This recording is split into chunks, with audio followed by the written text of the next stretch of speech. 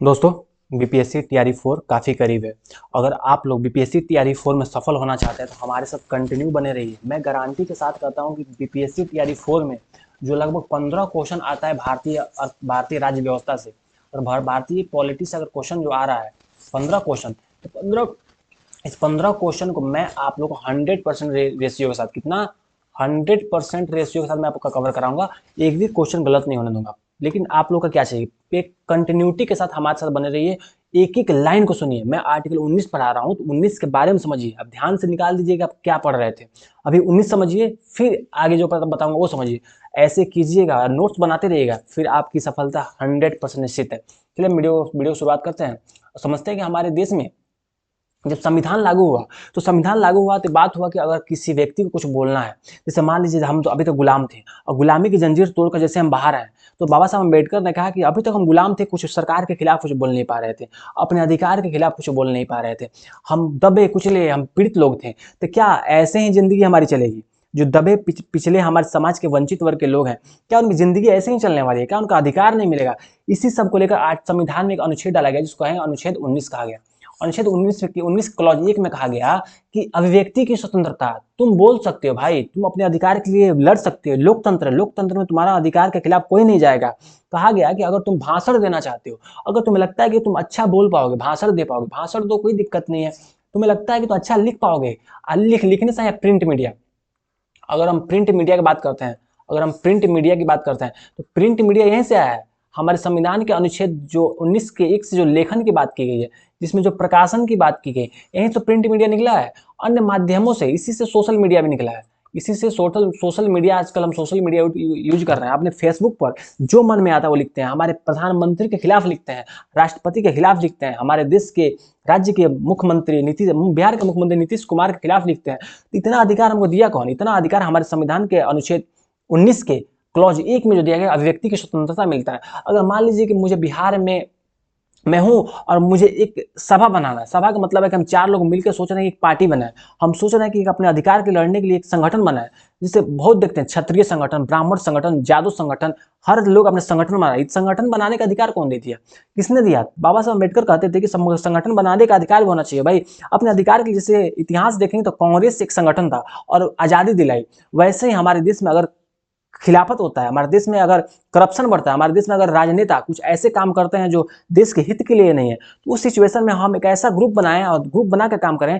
इसके लिए हमारे संविधान में डाला गया 19 का क्लॉज 2, 19 का क्लॉज 2।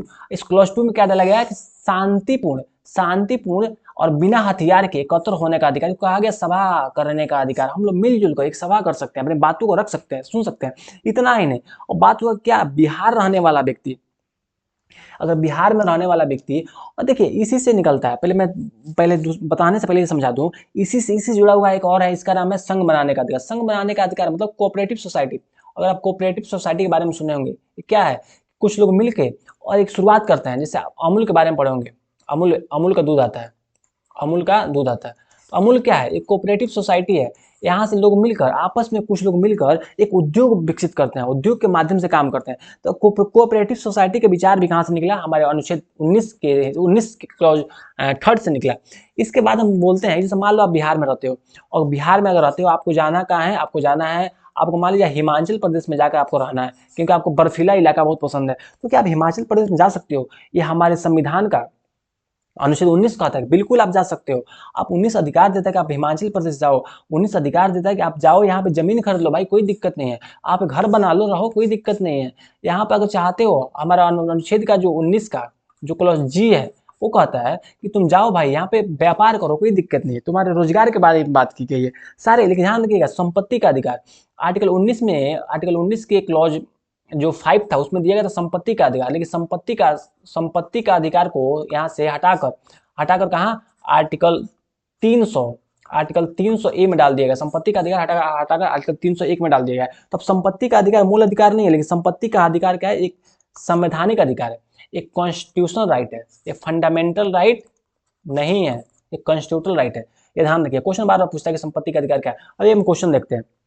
आखिर अनुच्छेद 19 ने हमको इतना पावर दिया है, इतना बोला है कि तुम कहीं जाओ, कहीं रहो, तुम संगठन बना लो, तुम अपने व्यक्ति की स्वतंत्रता के बारे में बात की, इतना कुछ हमको दिया है। इससे क्वेश्चन क्या बनेगा? क्वेश्चन बनेगा आर्टिकल 19 के तहत कौन सा अधिकार शामिल नहीं है?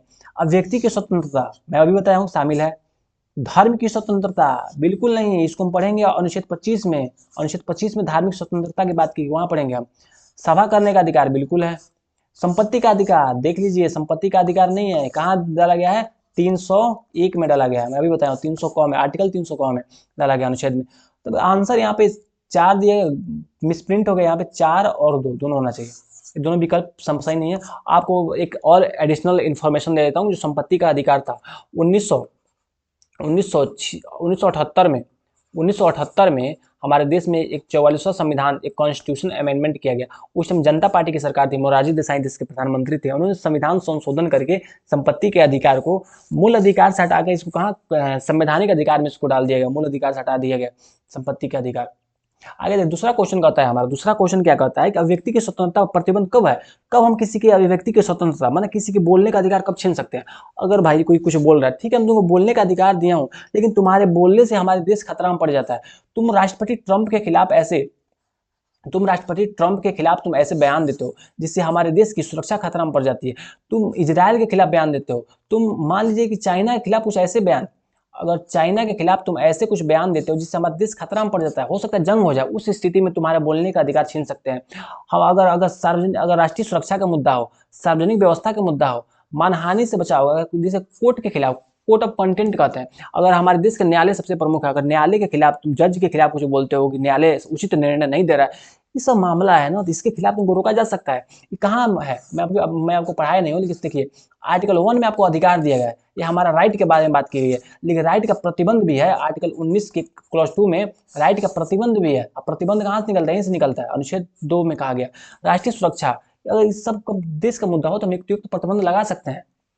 क्वेश्चन तीसरा नंबर क्वेश्चन कहता है कि सभा करने का अधिकार एक कैसे सीमित किया जा सकता है? जैसे मान लीजिए हमको 4 लोग मिलते हैं और सभा करना चाहते हैं, क्या इसको सीमित किया जा सकता है? बिल्कुल किया जा सकता है। क्या केवल धार्मिक योजना के लिए? बिल्कुल नहीं। बिना अनुमति के सार्वजनिक स्थानों पर? बिल्कुल नहीं। करें सार्वजनिक सुरक्षा के लिए आवश्यक नियमों के तहत? हाँ बिल्कुल ही। अगर हम आपके सभा करने से अगर कोई सुरक्षा में कोई दिक्कत आता है, हमारे देश की एकता अखंडता प्रभावित होती है, उसके खिलाफ हम जाकर काम कर सकते हैं भाई। ऐसे क्वेश्चन बनता है, इस तरीके से क्वेश्चन बनता है। और आप लोगों को समझना चाहिए कि गहन, अगर आप अगर बीपीएससी तैयारी के अभ्यर्थी हैं और आप एक टीचर बनना चाहते हैं, क्या बनना चाहते हैं? टीचर। अगर आप टीचर बनना चाहते हैं तो आपको पता होना चाहिए, आपका अधिकार पता होना चाहिए, आपको एक अच्छा समझ होना चाहिए अपने बारे में।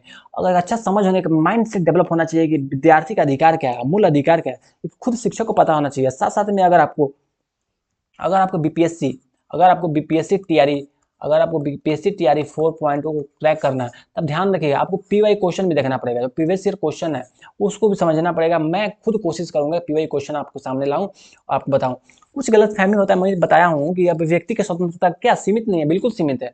अनुच्छेद वही बताया, अनुच्छेद 2 में बिल्कुल इस पर प्रतिबंध किया गया। भाई प्रतिबंधित भी है, कोई भी प्रतिबंध नहीं है, बिल्कुल नहीं, प्रतिबंधित है भाई। अनुच्छेद 2 में कहता है उनसित के सभी व्यक्तियों पर, बिल्कुल नहीं। अगर मान लीजिए पाकिस्तान का कोई आता है और हमारे देश के प्रधानमंत्री के खिलाफ कुछ बोलता है, क्या तुम बोलने दोगे? बिल्कुल नहीं। 19 का जो अधिकार है बोलने का, वो सिर्फ हमारे राष्ट्रीय लोगों के, नेताओं के, हमारे देश के नागरिकों के लिए है। ऐसा नहीं कि पाकिस्तान का कोई आकर बोलेगा कि नहीं हमारे मोदी जी ऐसे हैं वैसे, बिल्कुल नहीं, हम बर्दाश्त नहीं करेंगे। जितने भी अधिकार हैं, अधिकार हमारे देश के नागरिकों के लिए मिला है, ऐसा नहीं है कि विदेशियों को मिला है। देखिए अगर बात यह है कि अगर टीआरई 4 में आप अच्छा आप प्रदर्शन करना चाहते हैं तो आप परीक्षा की बड़ी अच्छे से इसके एमसीक्यू प्रैक्टिस कीजिए। एमसीक्यू मतलब होता है मल्टीपल चॉइस क्वेश्चन। अगर आप लोग करते रहेंगे तो आपको समझ आएगा क्वेश्चन कैसे अटेम्प्ट करना है एग्जाम में, बहुत अच्छा आप अटेम्प्ट कर पाएंगे और बढ़िया से आप काम कर पाएंगे। जैसे 19 में एक संदर्भ में लिख दिया हूँ, मैं एक छोटा सा बना दिया हूँ कि आर्टिकल 19 के क्लॉज 1 में क्या कहता है, वाक्य में व्यक्ति की स्वतंत्रता की बात करता है। बी में क्या कहता है? शांतिपूर्ण सभा करने का अधिकार है। सी में क्या है? संघ या सहकारी समिति बनाने का अधिकार है। डी में क्या है? भारत में स्वतंत्र भ्रमण का अधिकार है। ई में क्या है? किसी भी क्षेत्र में निवास करने का अधिकार है। और जी में क्या है? व्यवसाय करने का अधिकार है, जिसको कहते हैं कि हम राइट है कि हम देश के किसी भी कोने में जाकर व्यवसाय कर सकते हैं। तो इसी में देखिए यहाँ पे A B C D E F नहीं है ना, इसी एफ में क्या था? संपत्ति का अधिकार। इसी एफ में था संपत्ति का अधिकार। इसी संपत्ति का अधिकार को यहाँ से निकाल कर और आर्टिकल 301 में डाल दिया गया। तो यह एक संवैधानिक राइट है, लेकिन फंडामेंटल राइट नहीं है। वीडियो कैसा वीडियो अच्छा लगा वीडियो को लाइक कीजिए, चैनल को सब्सक्राइब दोस्तों में शेयर कीजिए। फिर मिलते हैं नेक्स्ट वीडियो में। बहुत बहुत धन्यवाद।